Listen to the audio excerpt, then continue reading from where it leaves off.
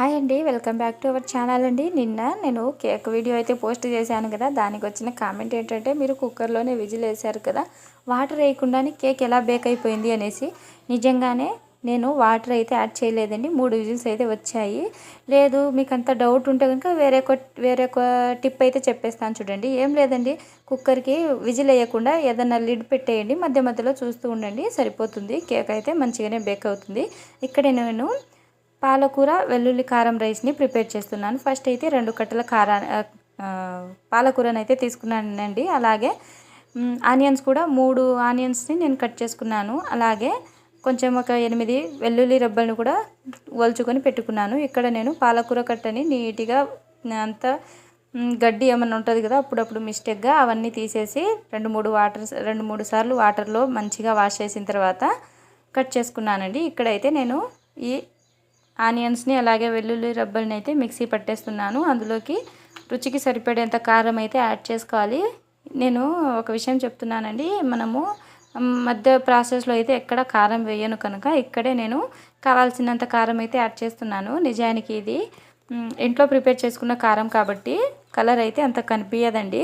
ఆ తర్వాత మిక్సీ పట్టుకున్న దాన్ని అయితే నేను ఒక బౌల్లో అయితే తీసేసుకున్నాను. ఆ తర్వాత స్టవ్ వెలిగించి కడాయి పెట్టేసి అందులో నేను 2 టేబుల్ స్పూన్ల ఆయిల్ అయితే యాడ్ చేశాను.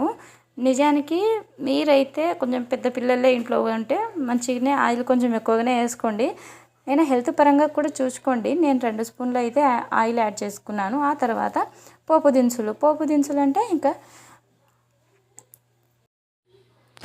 దినుసులు అంటే మామూలుగా మనం వేసుకునే అన్ని దినుసులు మనం సపరేట్గా ఒక దాంట్లో వేసుకుంటాం కదా. జీలకర్ర, ఆవాలు, అలాగే అన్ని పప్పులు కూడా వేస్తాం కదా, అవేనండి. ఆ తర్వాత నేను ఒక 4 కరివేపాకులు కూడా యాడ్ చేసేసుకున్నాను. ఆ తర్వాత మనం గ్రైండ్ చేసి పెట్టుకున్న ఆ ఉల్లి కారం ఉంది కదా, దాన్ని కూడా ఇందులో యాడ్ చేసేసుకొని మంచిగా ఫ్రై చేయాలండి. ఎలాగంటే ఆయిల్ అనేది బయటికి రావాలి, అంతలా ఫ్రై అవ్వాలి. అంటే ఈ ఆనియన్స్లో ఉండే ఆ వాటర్ లెవెల్ అలాగే ఘాటుదనం ఉంటుంది కదా, అది కూడా వెళ్ళిపోవాలి.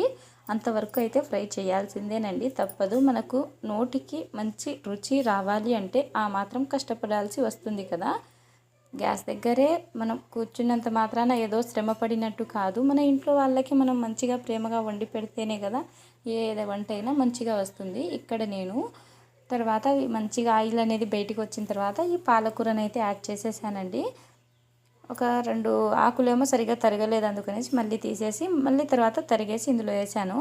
ఆ తర్వాత ఇలా కలుపుకోవాలండి. ఇలా కలుపుకున్న తర్వాత అంటే ఆనియన్ పేస్ట్ అనేది కింద ఉండిపోతే మాడిపోతుంది కదా, అందుకనేసి కలుపుకోవాలి.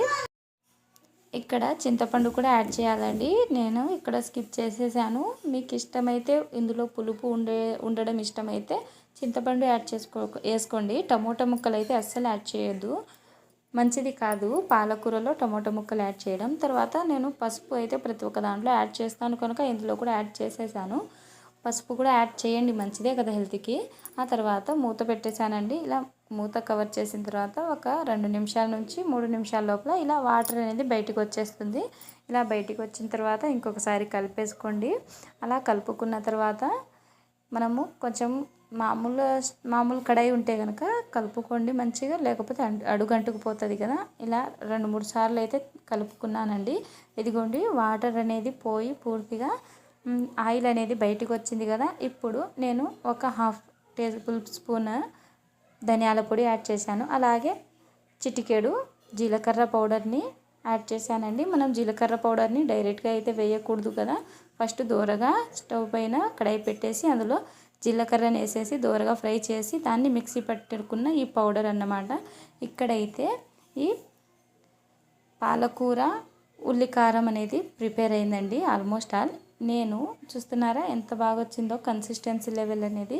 ఖచ్చితంగా ఇంట్లో ఒకసారి ట్రై చేయండి. ఇక్కడ వేడి అన్నం ఉందనేసి నేను ఎట్టుండేది అట్నే వంచేసాను. ఆ తర్వాత పగలగొట్టుకుంటున్నాను. ఇలా ఈ రైస్లోకి అయితే కలిపేసుకుంటున్నాను. నిజానికి ఇది పాలకూర ఉల్లి కారంని కూడా సపరేట్గా డిష్ లాగా ఉంటుంది. నేను ఏంటంటే బాక్స్లో కూడా చేస్తున్నాను కాబట్టి ఇలా రైస్లో కలిపేస్తున్నాను మా పిల్లల కోసమని. చూస్తున్నారా ఎంత బాగా వచ్చిందో, పొడిగా చాలా అంటే చాలా బాగా వచ్చింది. మీరు ఇంట్లో తప్పకుండా ట్రై చేయాల్సిన రెసిపీ అండి. అలాగే కామెంట్ చేయండి.